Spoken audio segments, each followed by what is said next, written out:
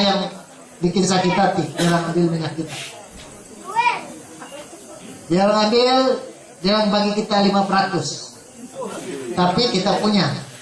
Bodoh juga orang kita mau kasih. Sarah kita punya minyak. Bukankah bodoh itu? Tapi begitu minyak Sabah. Tapi kenapa kita serah? Saya ingat kita tidak mau serah. Ya, tapi ada mainan dia. Kuala Lumpur main kita. Tun Mustafa pada waktu itu 74 dia berkuasa, masih berkuasa. Dan dia orang minta itu minyak, tetapi Tun Mustafa tidak mau. Kadi Mustafa 35% baru saya setuju dia bilang. 35%. Jadi apa yang dia orang buat, dia orang kasih jatuh Tun Mustafa melalui penubuhan Berjaya. Pandai ya? Nah, dia orang kasih sokong Kuala Lumpur, sokong ini supaya ada Berjaya. Bila sudah UMNO tumbang, Berjaya sudah jadi berkuasa, dia orang harap Tun Fuad akan sign itu minyak. Pergi Labuan, dia orang di Labuan ini Tunku Razali, Datuk Haris, Tun Fuad, ini Tun Reman dari Sarawak. Dia orang tidak sign. Apa jadi?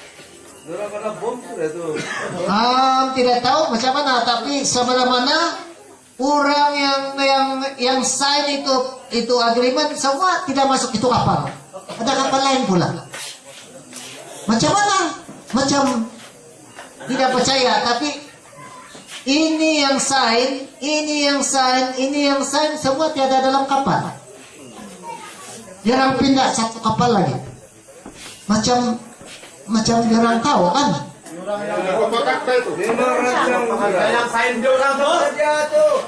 Bila sudah meletup 7 hari saja dia orang sign.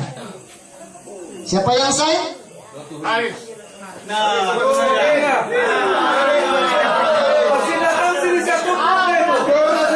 Siapa saksi? Abang juga itu dokter. Iya.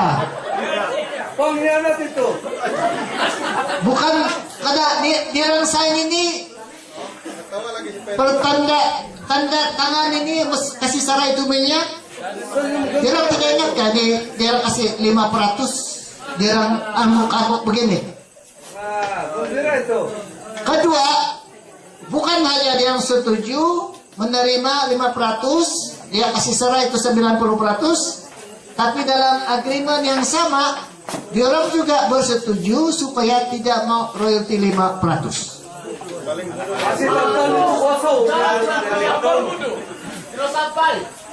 Jadi bikin marah, bukankah itu mainan Kuala Lumpur, tapi kenapa dia orang sign? Bukankah dia lawyer?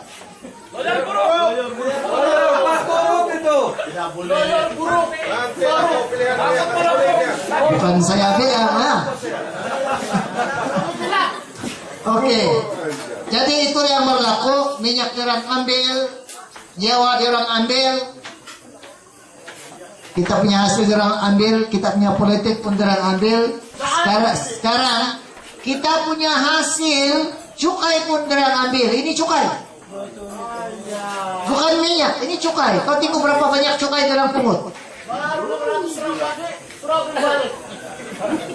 Ini cukai ya. 2009 13 bilion, 2010 18 bilion, tahun lalu dia orang pungut 22,7 bilion cukai.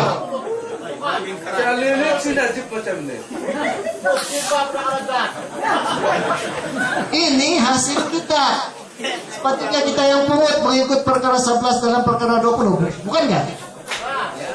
Nah, kalau kita tidak bagi tahu kamu tahu? Nah, oke. Kasihan. Dia orang tampuk by the information lagi. Nah, kalau ini hasil kita punya, kalau kita simpan ini, kita kayak Coba kalau campur 22,7 campur 15 bilion berapa? 37. Campur 4 bilion yang kita pungut dalam negeri berapa? 41. 41. Buat kira betul-betul Pak. Kurang lebih 42 bilion. Lebih kurang. Kalau kita bagi itu, kalau ini minyak saja kita bagi 1,5 juta penduduk tempatan, ini minyak saja satu orang berapa? 10.000. 10.000 kalau dalam satu keluarga kali 5 berapa? 50.000 satu keluarga. Itulah yang mahal minyak kapasitas itu.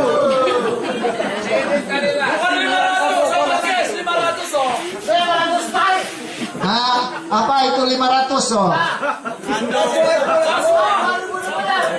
500 bagi 5 tahun berapa?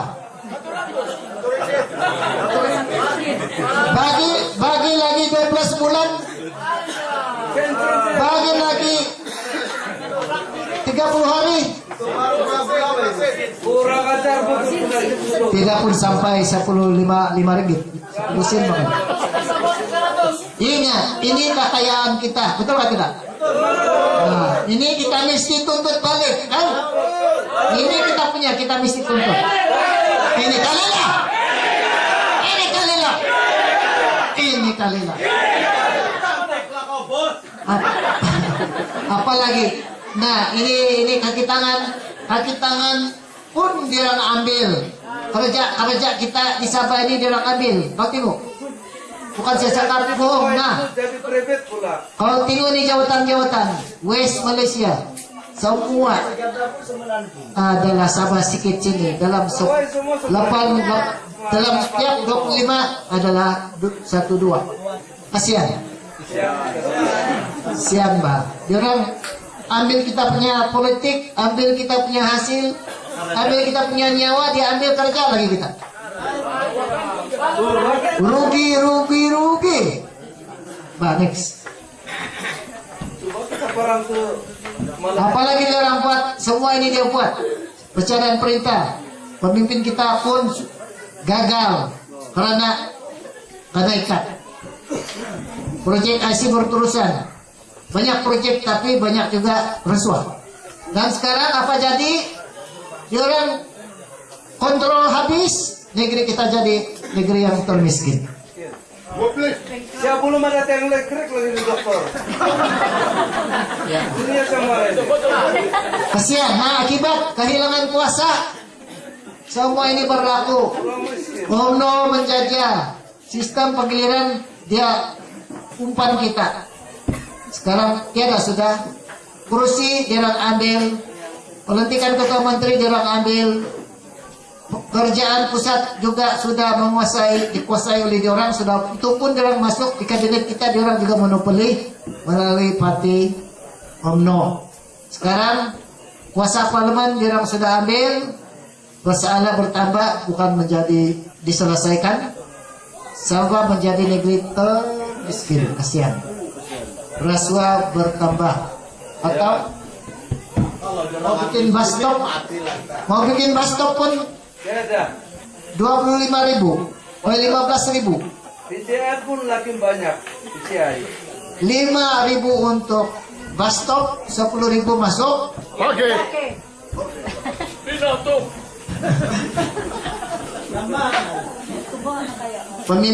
Pemimpin kita kehilangan jiwa berjuang.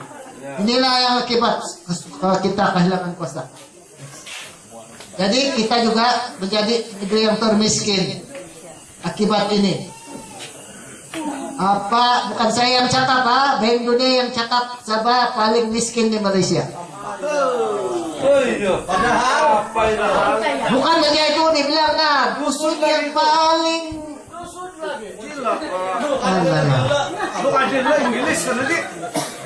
kasihan. Nah, Mga kano. satu kali kita tengok dia orang punya project di sana.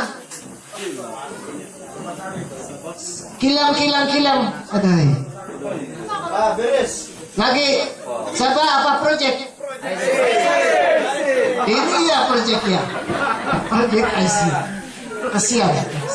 Lulus saja. Nah, ini bandar kali ya, bukan tahu kan ini? Kenal. Keningau. Ya. Ay.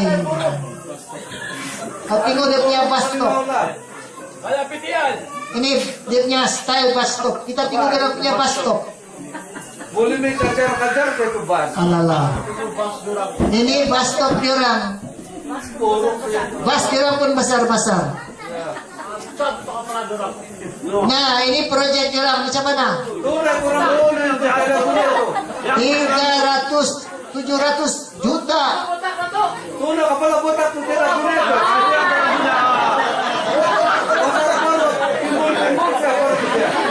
Bermacam-macam project. Apalagi dia orang ada? Alah. Tapun. Duit siapa? Alah, bilik di orang di rumah Tangsal pun begitu cantik. Ini kita punya. Ada. PPRT Sabah.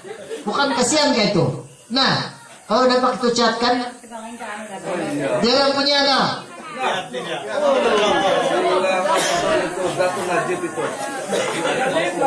PPRT kampung nah. Isi Menanjung punya. Itu estate itu dokter.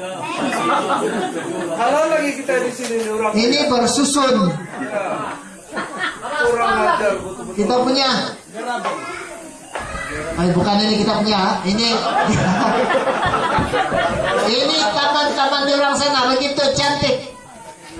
Oke. Nah, ini jalan raya di orang. Itu kalau dunia punya itu. Jalan raya kampung. Kita punya jalan raya macam mana? Tuhan punya jalan itu dokter. Labu Raya. Ini sapu-sapunya dokter. Dia bilang bukan Labu Raya, Lalabuhan Raya. Boleh mancing lah di tengah jalan. Kesian. Apa itu? Yang di Kelingau dulu. Kamu ingat gak itu? Alah, ini semua nih. Aduh, sian. Macam itu kudis.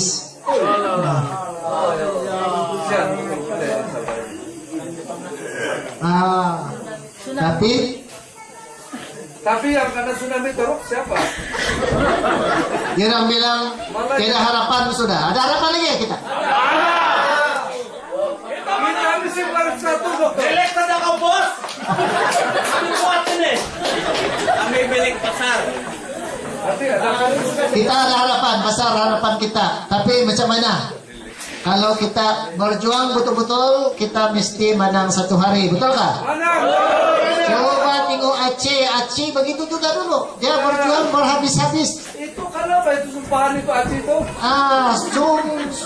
Sangat berkorban. Tapi Indonesia tidak peduli. Macam juga Malaya tidak peduli kita. Kita tahu Tapi macam mana Aceh boleh berjaya? Karena Tuhan mengenali perjuang-perjuangan yang ikhlas. Betul tak? Bila kita ikhlas dalam perjuangan, satu hari Tuhan pun mau cari jalan bantu kita. Dia bantu Aceh mah, dia antar tsunami. Bila antar tsunami, perhatian dunia sampai ke Indonesia. Indonesia tidak boleh takut itu hal. Dan Aceh akhirnya mendapat perhatian dunia dan dapat dia punya